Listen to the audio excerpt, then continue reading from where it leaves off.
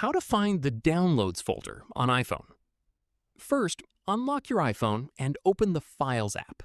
If you can't find it on your home screen, swipe down and use Spotlight Search to search for files. Once the Files app is open, tap the Browse tab in the bottom right corner. Next, tap On My iPhone or iCloud Drive, depending on where your downloads are saved. Now, open the Downloads folder. This is where files downloaded from Safari, Mail, and many other apps are usually stored.